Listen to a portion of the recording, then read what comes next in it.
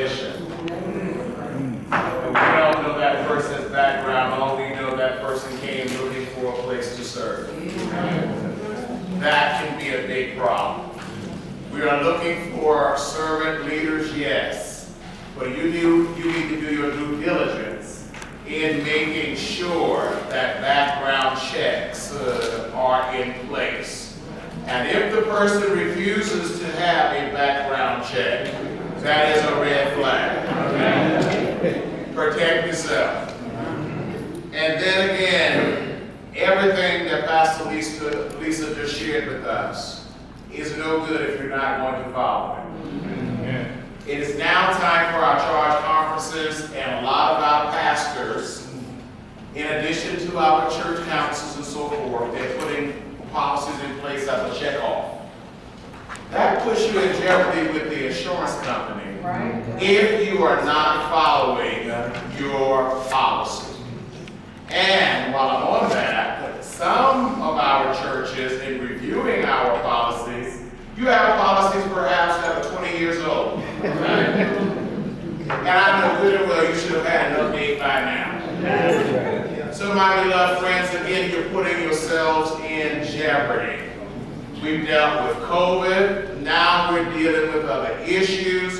So therefore, take the time and make sure that you are updating your policies. Because again, if something happens, you need to make sure when the insurance company comes, you have proper documentation.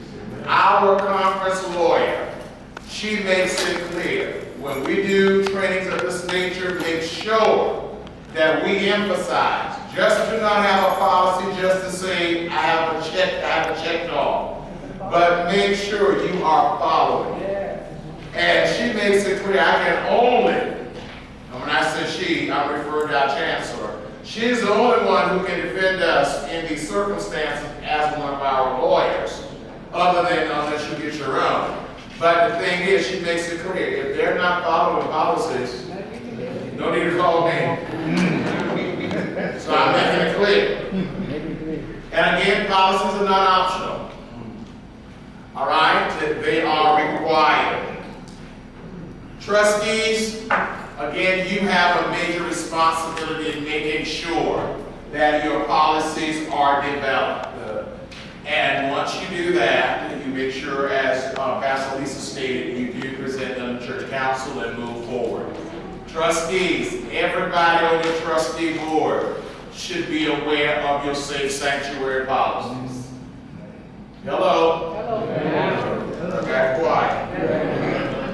I also want to point out, we are a church filled with grace, but do not take grace for granted. Why am I saying that? Sometimes we will say again, because it's Pastor Lisa, we will push it to the side. Or because it's Pastor Angela. Oh, we know how they are very well known in the area. My beloved friends, do not take anything for granted. Again, let the court system, if it were to get that far, handle that. You do your part in reporting. Hello? Hello. All right. Yeah. And again, each church is required to have a policy. If you don't learn anything else, make sure, if you don't have one, which you should, you get it done. And if it's not ready, again, before charge conference, again, just mention to your pastor, we need a little more time with this for other revisions. But you all should have a skeleton at least, so we can make sure that you are making progress toward it. And one of the items that we are going to emphasize, and I think we take for granted sometimes, Pastor Lisa mentioned about outside groups. Sometimes when outside groups come in, we think everything is just A-okay. But we were reminded, even outside groups must adhere to our safe sanctuary policies. If we are not doing that, we're in violation. Take time, review your policies, and make sure we're doing what we possibly can as a church to make sure, again, that we are not doing harm. Not only to our children, not only to vulnerable adults, but to everybody who walks in our churches. We want to make sure we're honoring God. We want to make sure we're honoring what the Word teaches us. And we want to make sure that we're doing what we possibly can for each person who enters our doors to feel safe.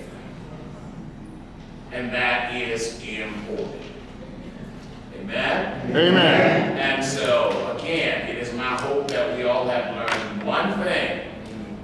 And as we go forward, share what you have learned to help make your church, your congregation, a better place for men and whoever enters to feel not only welcome, but to know that it is a safe place where I can come and I can serve God in spirit and in truth.